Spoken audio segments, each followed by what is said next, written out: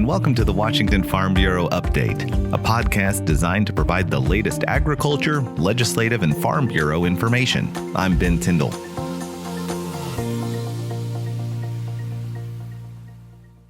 Monday, January 13th marked the first day of the 2020 legislative session in Olympia. To help kick off the day, a strong group of farmers and agriculture supporters throughout the state gathered on the steps of the Capitol for the 2020 Ag Rally. The event was organized by the King Pierce County Farm Bureau.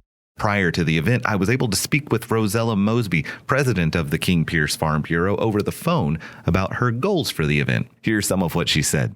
The goal with this is to have a positive impact. We have positive impacts on habitat, on our environment. We steward land. We feed people. We are important to our state's economy and important to our food system. And those are things that sometimes people need to be reminded of. We are trying to get people to come out with a pro-agriculture sign that says why agriculture is important. And come out they did. From Spokane County to Lewis to Clark to Skagit and numerous places in between, farmers from across the state congregated in Olympia. With signs, banners, and several tractors, the group was positioned around the Capitol campus, and the message to the legislators was clear. I'm here today because I don't think it's enough to play defense. I think we need to be playing offense as farmers, and showing up today, the first day of session, puts us in the forefront of our legislators' minds. I came to help support ag because local ag is really important to rural lifestyles and good health and food. I hope the legislators understand that some of their regulations make farming very difficult. I believe that the legislators, it's a good idea to put in front of them that farmers are important to the state of Washington. We feed and clothe and provide fuel for the people in Washington state. I want the legislators to understand that we work hard and we believe in what we're doing and we're great stewards of the land. The message that I really want them to remember is local food is secure food. It takes water to grow food, whether you grow it here or in Mexico. And growing it in Mexico isn't quite as efficient as growing it here. After the event, I spoke with Rosella again to get her feelings of the morning and see if she sees this as the start to something bigger. The connections were there, I think, not only with some media, but people who walked by, asked questions and engaged. And those conversations are important. And not only that, we had some legislators that came out and said, hey, thanks for coming and thanks for being seen. The fact that King Pierce Farm Bureau put this together says a lot. This isn't a statement coming exclusively from the eastern side of the mountains.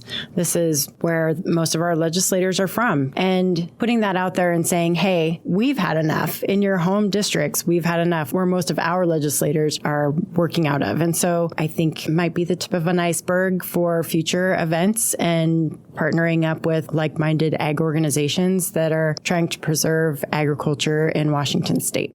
With that, on behalf of the Washington Farm Bureau, I want to thank our members who showed up on Monday and communicated a vital message to our legislators. Know that we appreciate you, and we look forward to doing this again.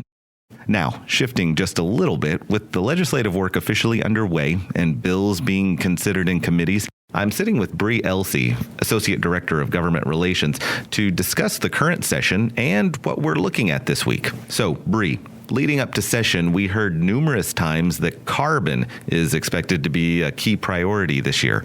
How is that expectation playing out? Unfortunately, that prediction has turned out to be accurate. I spent a lot of time this summer talking with Farm Bureau members about the possible carbon policies that they may see before the legislature this year, especially the low carbon fuel standard. What the low carbon fuel standard does is it mandates fuel blends. So it mandates the use of ethanol, mandates the use of biodiesel.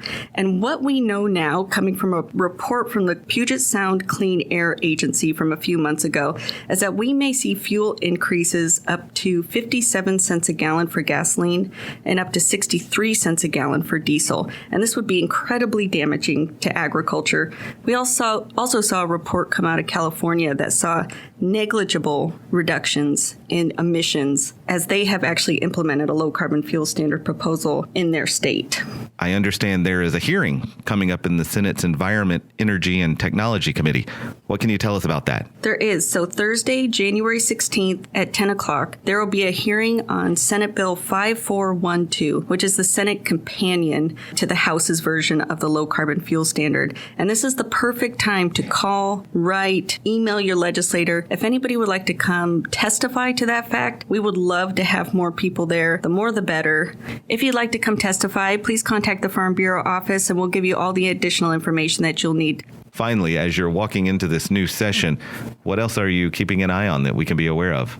You know, Farm Bureau was able to see a draft of a potential H-2A bill by Senator Saldana that would once again increase fees to use the H-2A program. And although this bill hasn't moved quite yet, as most of you know, this was a highly contentious issue last year, we were able to bring a lot of members to campus and really push back hard. And as soon as we know more about what's happening with this bill, you'll be the first to know. Bree, thank you so much for that information. Well, that wraps us up for this week. The WFB Update is a production of the Washington Farm Bureau, the voice of agriculture in Washington State, ensuring our family farms continue to feed the world. To learn more, visit our website at www.wsfb.com.